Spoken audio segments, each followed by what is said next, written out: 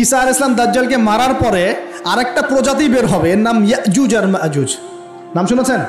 এই যে এই সূরার মধ্যেই আছে, এই সূরা কাহাফের কথা বললাম না, সূরা কাহাফের পিছনের দিকে আছে ইন্না ইয়াজুজ ওয়া মাজুজ মুফসিদুনা ফিল আরদ। যুলকারনাইন বাদশার কথা পড়বেন, তিনি এই যে দেয়াল নির্মাণ করে দিয়েছিলেন লোহা এবং তামা দিয়ে, মনে আছে, পড়েছেন? আচ্ছা, এই ইয়াজুজ আর মাজুজ যখন বের হবে পৃথিবীর পানি খেয়ে শেষ করে ফেলে দিবে একেবারে। এর এত বেশি হিংস্র হবে যে এদের সাথে লড়াই করার মতো ক্ষমতা কোনো মানুষেরই থাকবে না। এমনকি ঈসা আলাইহিস সালামেরও নয়।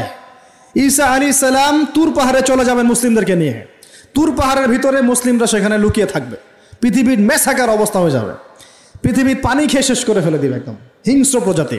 তখন ঈসা আলাইহিস সালাম আল্লাহর কাছে দোয়া করবেন, আল্লাহ এই বিভৎস জাতিকে ধ্বংস করো। আল্লাহ রাব্বুল আলামিন তখন ওই ইয়াজুজ আর মাজুজের এই কাঁধে, ঠিক কাঁধের মাঝখানে একটা ভাইরাস জন্ম দিবেন। কি জন্ম দিবেন? ওই যে বলি না মহামারীর ভাইরাস, অমুক ভাইরাস তমুক ভাইরাস, এই ভাইরাস আরও সামনে আছে বাকি এখনো।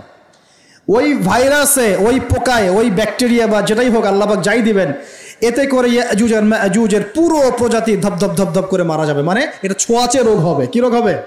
ছোঁয়াচে। ঠিক যেমন আমরা একটু করোনা দেখলাম না, একজন থেকে আরেকজন, একজন থেকে আরেকজন, এরকম জিনিস চলবে আরও বিশ্বে। আর এখনকার নতুন রিসার্চ হচ্ছে ওই সাইবেরিয়া অঞ্চলের যে বরফগুলো আছে না, ওর নিচে এই 1 লাখ বছর, 1.5 লাখ বছর, 2 লাখ বছর আগের ভাইরাসগুলো নতুন করে জায়গা শুরু করেছে এখন। হ্যাঁ, এগুলো বিজ্ঞানীরা বলছেন যে এগুলো আবার কোন দিন জানি পৃথিবীতে আত্মপ্রকাশ করা শুরু হয়। সব কিছুই ঘটবে। বিশ্বটার খুব রহস্য আছে, বিশ্বটার অনেক রহস্য আছে। আল্লাহ পাক এগুলো খেলার ছলে সৃষ্টি করেন নাই, পরীক্ষা। লিয়াবলুয়াকুম আইয়ুকুম আহসানু আমালা, আল্লাহ পাক বলেছেন। এরপরে ইয়াজুজ আর মাজুজের সব প্রজাতি মারা যাবে। নবীজি বলছেন জমিনে কোনো জায়গায় ফাঁকা থাকবে না, সমস্ত জায়গাতেই ওদের দেহ পড়ে থাকবে। আল্লাহু আকবার। এরপরে ঈসা আলাইহিস সালাম আল্লাহকে বলবেন, আল্লাহ জমিনটাকে পবিত্র করে দাও। আল্লাহ পাক কি করবেন জানেন? বড় বড় নখরওয়ালা, বড় বড় নখ আছে, নখ দেখেছেন? বড় বড় নখ, বড় বড় নখওয়ালা একটা স্পেশাল প্রজাতির পাখি আল্লাহ পাঠাবেন। কি পাঠাবেন? পাখি। এটা কোন পাখি, কি নাম আমরা জানি না। ঠিক এরকম করে এই এক শ্রেণীর পাখি আল্লাহ পাঠাবেন যাদের নখগুলো খুব বড় বড় হবে, বিশাল বিশাল নখ। এই নখগুলো দিয়ে তারা দেহগুলোকে উঠাবে, উঠিয়ে নিয়ে কোথায় যে ফেলে দেবে আল্লাহ ভালো জানেন। সুবহানাল্লাহ, আল্লাহু আকবার। আল্লাহ পাক বিশ্বে কত কি বাকি রেখেছেন এখন। এরপরে আল্লাহ পাক কি করবেন জানেন? আল্লাহ পাক বৃষ্টি বর্ষণ করবেন। এত বেশি বৃষ্টি হবে, এত বৃষ্টি হবে, জমিন ধুয়ে পরিষ্কার হয়ে যাবে। হাদিসে আসছে জমিন একদম চকচক করবে, জমিটা পরিষ্কার হয়ে চকচক করতে থাকবে। এরপরে কারণ ওই ভাইরাস তো ধুইতে হবে না, ভাইরাসকে ধুয়ে সাফ করতে হবে। তারপরে ঈসা আলাইহিস সালামের সময়ে বলা হচ্ছে, তার সময়ে একটা ডালিম, ডালিম দেখেছেন কিনা? আনার ডালিম, এই ডালিমের যে খোসা হয় না, এই ডালিমের খোসার নিচে একটা পুরো পরিবার আশ্রয় নিতে পারবে। কি বুঝলেন? এত বড় বড় ফল হবে, এত বরকত হবে জমিনের মধ্যে। কখন বরকত হয়? যখন একটা জনপদের অধিবাসীরা আল্লাহর সামনে আত্মসমর্পণ করে, তখন আল্লাহ বরকত দেন। আমরা কি আত্মসমর্পণ করছি? এই জন্যই তো অর্থনৈতিক মন্দা চলছে। এমনি এমনি নাকি? সুদ খাচ্ছেন, দিব্যি ঘুষ খাচ্ছেন, দুর্নীতি করছেন, জেনা করছেন, মানুষের সম্পদ আত্মসাৎ করছেন, মাপে কম দিচ্ছেন, আবার নামাজও পড়ছেন, মাশাআল্লাহ। তো বরকত কোত্থেকে আসবে? তো বরকত কখন আসে? যখন একটা কওম আল্লাহর সামনে সম্পূর্ণ আত্মসমর্পণ করে। একটা ডালিম হবে, এটা রূপকথা নয়, এগুলা গাল গল্প বলছি না। এই প্রতিটা কথা আল্লাহ পাকের ওহী থেকে আসছে, এর একটা কথা মিথ্যা হবে না ইনশাআল্লাহ তাআলা। বিশ্ববাসীরা দেখবে একটা ডালিমের নিচে একটা পরিবার আশ্রয় নিতে পারবে। এত স্পেসিফিকলি বলা হয়েছে হাদিসগুলোতে। নবী সাল্লাল্লাহু আলাইহি ওয়াসাল্লাম বলেছেন যে 10 জন ঘোড়সওয়ার, কয়জন ঘোড়সওয়ার?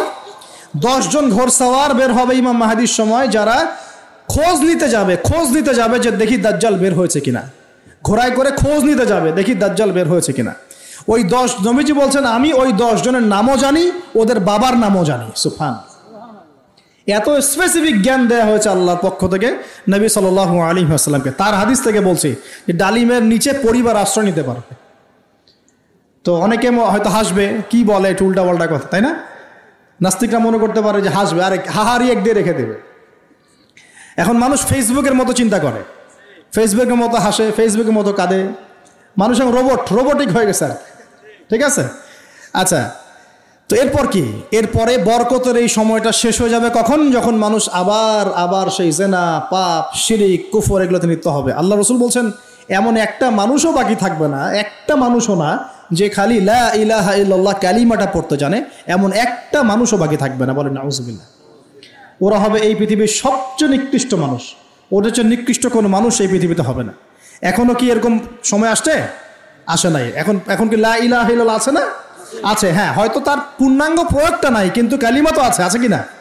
তখন নবীজি বলছেন এমন একটা যুগ আসবে যে লা ইলাহা ইল্লাল্লাহ বলার মতো একটা মানুষ খুঁজে পাওয়া যাবে না, আর মানুষ রাস্তাঘাটে কুকুরের মতো জেনা করবে।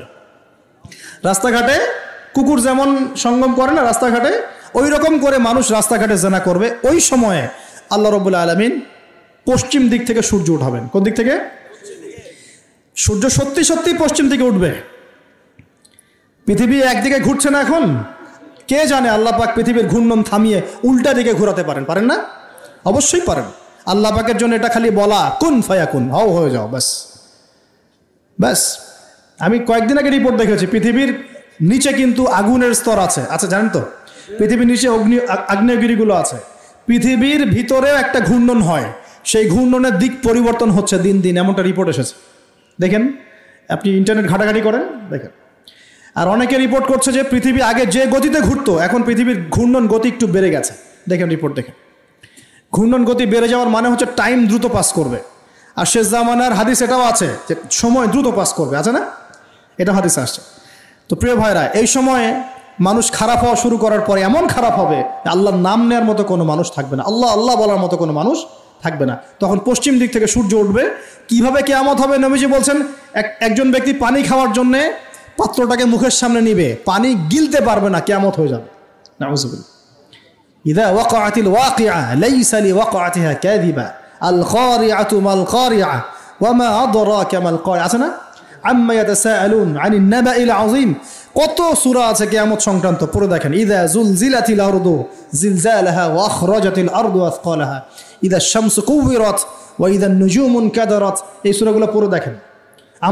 আম্মা পারার শেষ পারাটা, যেটা 30তম পারা, এর সূরাগুলো পড়ে দেখেন। কিয়ামত চোখে দেখতে পারবেন ইনশাআল্লাহ। সিংহায় ফুঁক দেওয়া হবে। আল্লাহ পাকের ফেরেশতার এত ক্ষমতা আল্লাহ দিয়েছেন, একটা ফুয়ে পুরো মহাবিশ্ব ধ্বংস হয়ে যাবে ইনশাআল্লাহ। চারটাখানি কথা নাকি? দ্বিতীয় ফুৎকারে আবার সবাইকে জীবিত করা হবে। এবং এই যে দুনিয়ার জীবনটা আমরা কাটাচ্ছি, এই 30, 40, 50, 60, 100 বছরের জীবন, এই জীবনের এক একটা হিসেব আল্লাহর সামনে দাঁড়িয়ে সেদিন দেওয়া লাগবে।